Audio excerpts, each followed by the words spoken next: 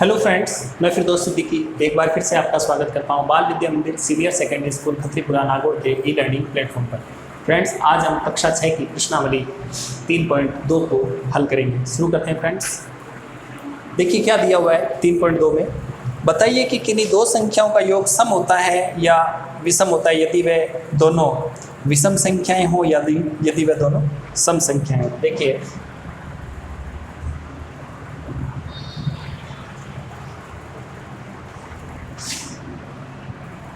यदि पहला जो प्रश्न है इसमें ए, दो विषम संख्याओं का योग हमेशा सम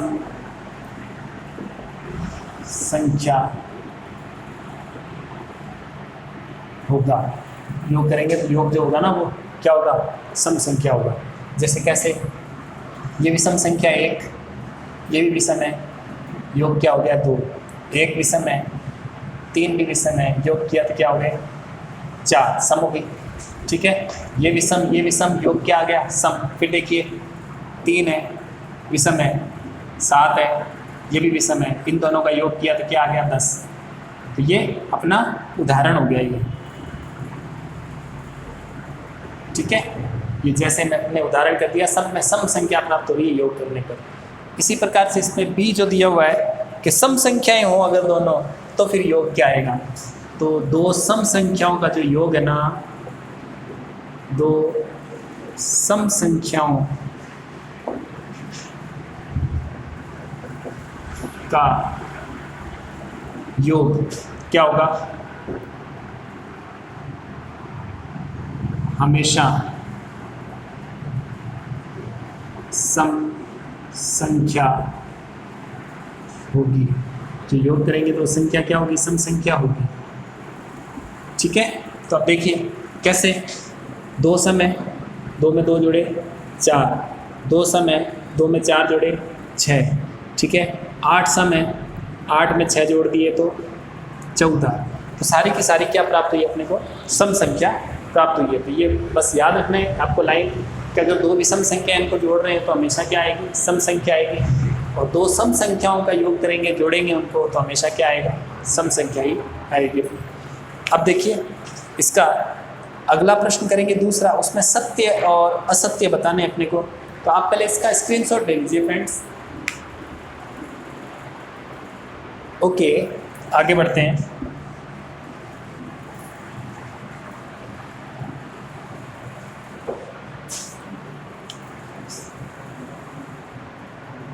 दूसरे का ए,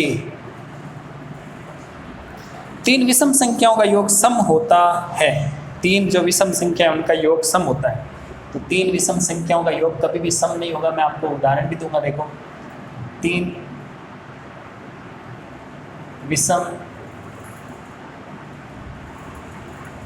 संख्याओं का योग क्या बोल रहा है वो? सम होता है, ये इसने बोला है। अब ये सत्य है कि असत्य है, तो मैं बता रहा हूं आपको, ये कथन जो है वो असत्य है। असत्य है। ठीक है, अब कारण क्या है इसका असत्य होने का? तो वो देख लो आप। 3 विषम संख्याएं ले लो, 1, 3 और 5। कितना आया? 5, 3, 8 और 1, 9। क्या आ गया? विषम आ गया। कौन सी संख्या आ गई? विषम। अब क्या कर लो? 3 ले लो, एक विषम संख्या हमने 7 ले ली मान लो। ठीक है, एक हमने 9 ले ली। 7, 3, 10 और 9, 19। ये भी क्या हो गई? विषम संख्या।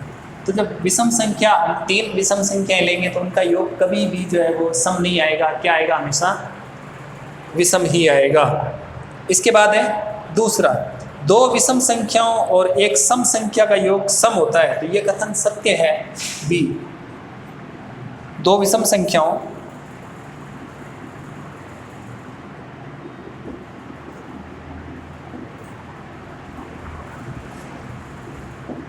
और एक सम संख्या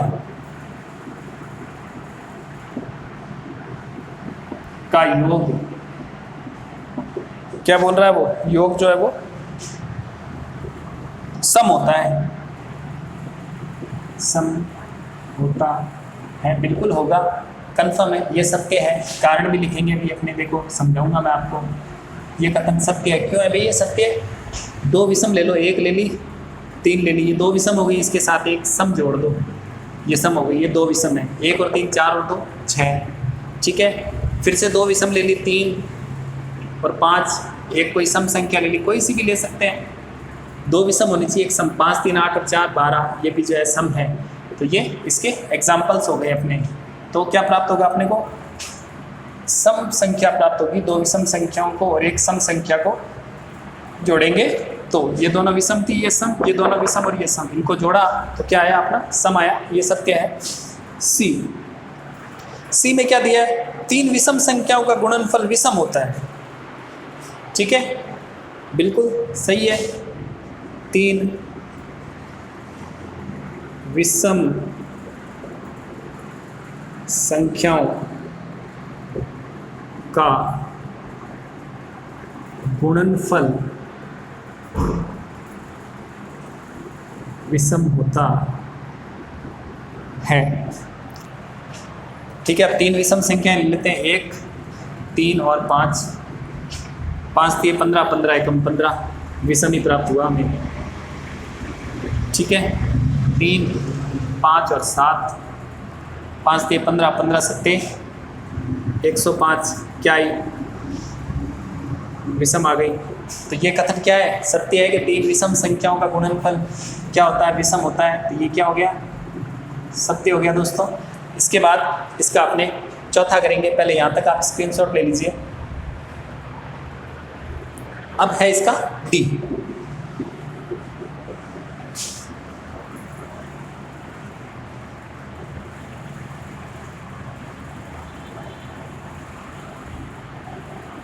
डी में देखिए क्या दिया हुआ है। यदि किसी सम संख्या को 2 से भाग दिया जाए तो भागफल सदैव विषम होता है। किसी सम संख्या को, किसी सम संख्या को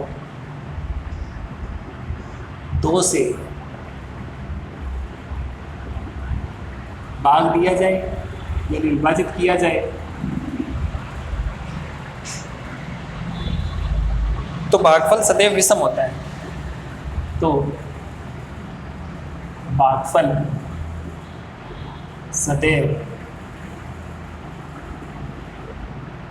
विषम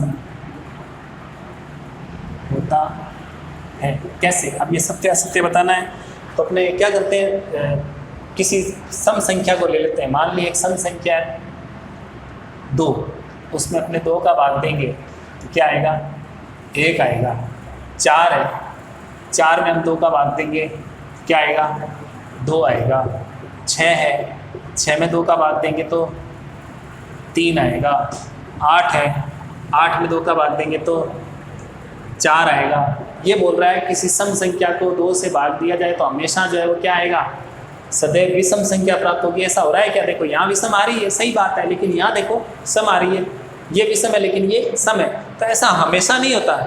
तो ये कथन क्या हो जाएगा? असत्य हो जाएगा दोस्तों, ठीक है। फिर है इसका ई में क्या दिया है? सभी अभाज्य संख्याएं विषम होती हैं। सभी अभाज्य संख्याएं। अब आपको अभाज्य कॉन्सेप्ट क्लियर होना चाहिए। पिछले वीडियो आप देखोगे तो अच्छे से समझ में आएगा आपको। बेसिक होना जरूरी है आपके पास। सभी अभाज्य संख्याएं विषम होती हैं। अब देखो अभाज्य संख्याएं शुरू कहाँ से होती है? 2 से शुरू होती है। ये अभाज्य संख्याएं देखो, अब मैं लिख के बताता हूँ आपको, अभी पता चल जाएगा आपको ये सत्य है कि असत्य।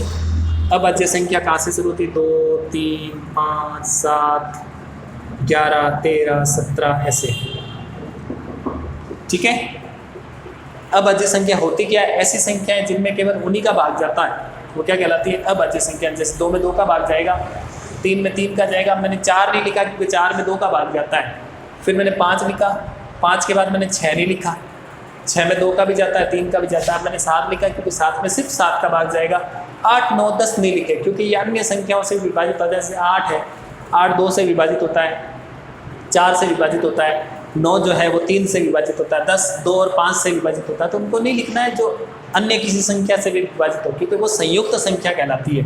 ये है अभाज्य संख्या की बारी। अभाज्य वे संख्याएं होती है जिनमें किसी और संख्या का भाग नहीं जाता। ये मैंने आपको पिछले जो वीडियो मैं करवा चुका हूँ, मैं आप प्लेलिस्ट में जाना और सर्च कर लेना, आपको अभाज्य संख्याओं वाले टॉपिक आपको मिल जाएंगे। अब देखिए, ये सभी संख्याएं विषम है क्या? नहीं जी, ये जो 2 है वो तो सम है। तो केवल और केवल 2 जो है ना वो सम है और अभाज्य है।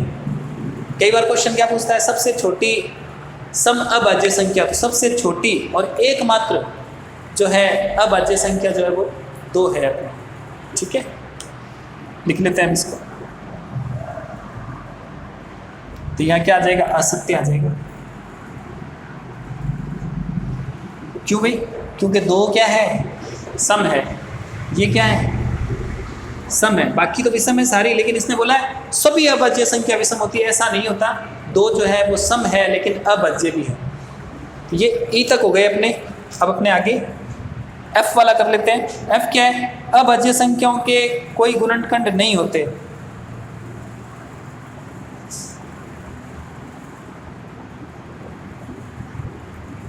अभाज्य संख्याओं के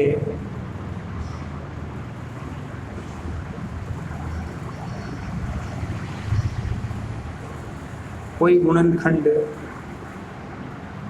नहीं होते। ठीक है, तो अभाज्य संख्याओं के टुकड़े होते ही नहीं है, तो लिख सकते हो आप इसका भी उत्तर। ठीक है, इसी तरह से जी, 2 अभाज्य संख्याओं का योग सदैव सम होता है। अभाज्य संख्याएं जो उनको जोड़ेंगे तो हमेशा सम होगा क्या? अब देखो 2 और 3 इन दोनों को जोड़ोगे तो कितने आएंगे? 5 आएंगे। कहाँ आ रहा है सम? विषम आ गया। 3 5 को जोड़ रहे हो तो 8 आ रहा है, 7 5 को जोड़ रहे हो 12 आ रहा है, लेकिन 2 और 3 को जोड़ रहे हो तो नहीं आ रहा। 2 और 5 को जोड़ोगे तो जो है वो 7 आएंगे। तो ये बोल रहा है कि जो अभाज्य जो संख्याएं हैं उनको जोड़ते हैं तो क्या आता है? योग सदैव सम होता है। तो ये भी क्या हो जाएगा? असत्य हो जाएगा।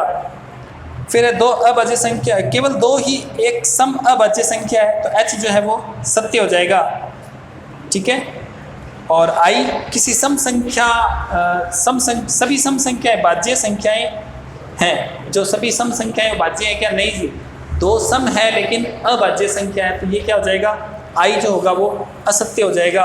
और j 2 सम संख्याओं का गुणनफल सदैव सम होता है। 2 सम संख्याओं को गुणा करेंगे, 2 और 2 दोनों गुणा किया 4, फिर 2 और 4 को गुणा किया 8, फिर आप 8 और 4 को गुणा कर लो 32। तो जो सम संख्या जो होती है, 2 अगर सम संख्याओं को हम गुणा करेंगे तो उनका गुणनफल भी हमें क्या प्राप्त होगा? सम प्राप्त होगा। तो ये सत्य है।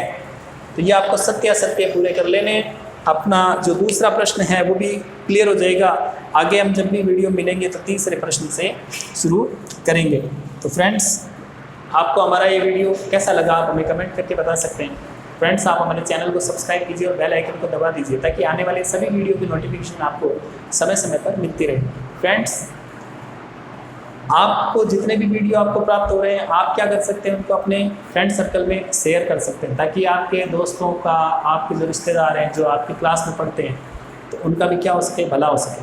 तो आप जो है इस काम को आगे से आगे बढ़ाते रहिए ताकि आपके भी जो है सिलेबस कंप्लीट होता रहे, आपकी पढ़ाई सुचारू रूप से चलती रहे, आपके रिश्तेदारों की भी पढ़ाई सुचारू रूप से चलती रहे।